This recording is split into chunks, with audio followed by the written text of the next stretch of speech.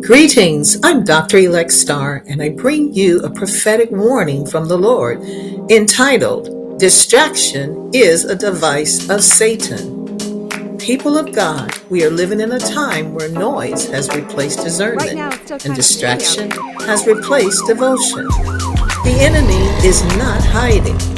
He is entertaining, provoking, and dividing. The Spirit of the Lord says, "My people are not being destroyed for lack of information, but for lack of revelation and focus." Our scripture comes from 2 Corinthians chapter 2, verse 11. It reads, "Lest Satan should get an advantage of us, for we are not ignorant of his devices." Yet, many believers are ignorant, not because they don't love God, but because they are consumed by what God never told them to chase. Hear the word of the Lord. Distraction is a strategy of Satan. Distraction is one of Satan's most effective devices because it looks harmless, feels justified, and spreads quickly. Don't be deceived.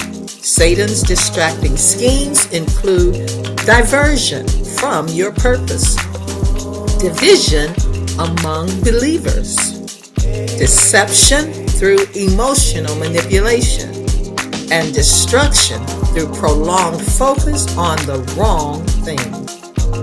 Allow me to expose a few modern devices Satan is using right now. Number 1. Obsession with scandals and conspiracy files. Whether it's the Epstein files, celebrity exposures, or political bombshells, people are endlessly debating, reposting, and speculating. The question is not, is it real? The question is it fruitful? 2 Timothy chapter 2, verse 16 warns us to shun profane and vain babblings, for they will increase unto more ungodliness. Satan uses scandals to, number 1, drain our emotional energy, 2, create fear and outrage, and 3, to pull believers into endless arguments. While the church debate files, scandals, and conspiracies, the harvest is unattended. Number 2, policing appearance in the church. A pastor's wife wears what appears to be a see-through dress at a special event, and suddenly, social media erupts. Judgment replaces prayer. Gossip replaces intercession. In Joshua chapter 24, verse 15, he challenges the people to choose whom they will serve. He declared, "But as for me and my house, we will serve the Lord." People of God, we are not responsible for the decisions of others. We are responsible for our house, our decisions, and our kingdom assignment. You will not stand before the judgment on behalf of someone else's decisions. The enemy loves when believers major on appearance instead of anointing, judge vessels instead of guarding unity, and fight against flesh and blood instead of fighting against principalities and the powers of darkness. Distraction turns the church into critics instead of carriers of God's glory. Number 3, political idolatry. Politics has become many believers' primary gospel. Jesus is no longer Lord of their lives. Party affiliation is. Psalms 146, verse 3, the Bible warns believers to put not their trust in princes, nor in the Son of Man, in whom there is no help. The enemy distracts believers by replacing prayer with posting, replacing fasting with fighting, and replacing faith with fear. Number 4, endless arguments with no redemption.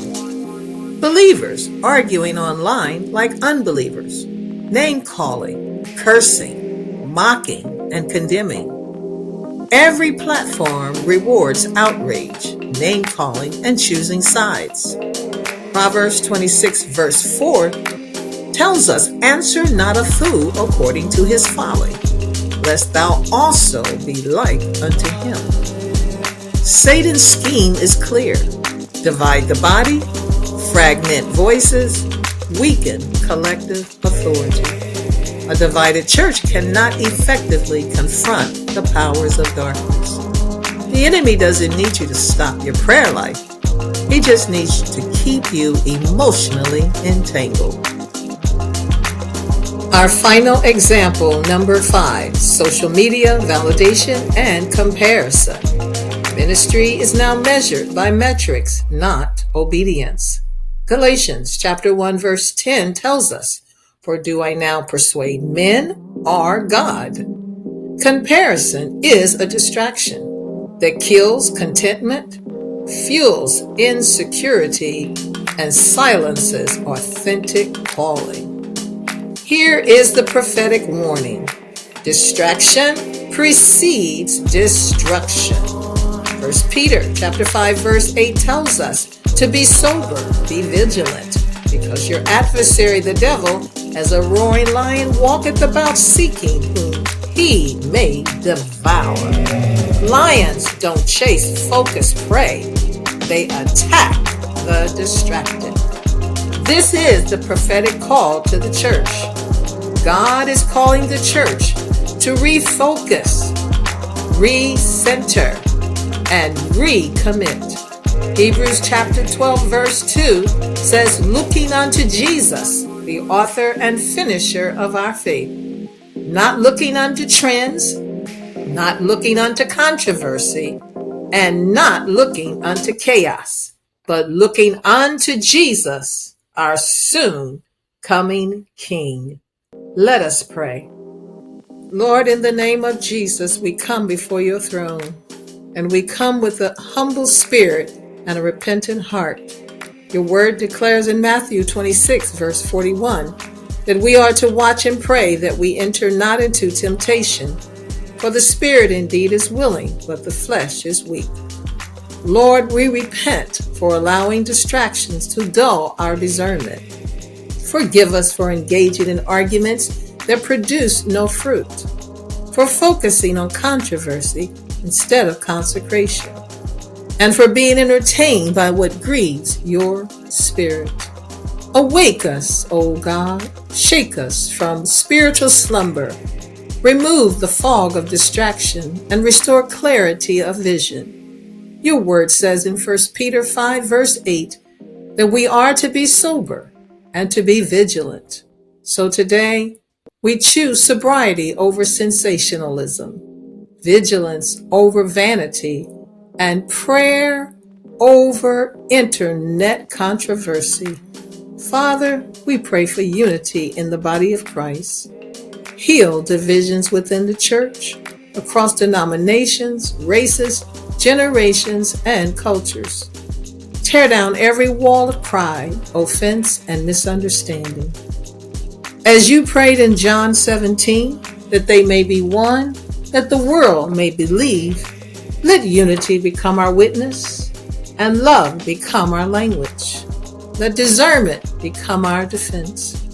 We cancel every scheme of Satan designed to divide, distract, and destroy. We expose his devices, and we refuse to partner with them any longer. Teach us to watch and pray, to guard our eyes, ears, mouth, and hearts, to stay alert, anchored, and aligned with your will.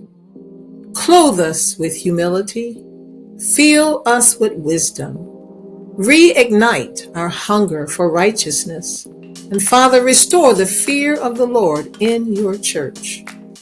We declare that the church will not sleep during this hour. We declare that the gates of hell shall not prevail against the church of the living God. And we declare that the church shall be a city set on a hill. and the church shall be the light of the world. We will stand, we will watch, and we will pray. In Jesus' name we pray. Amen.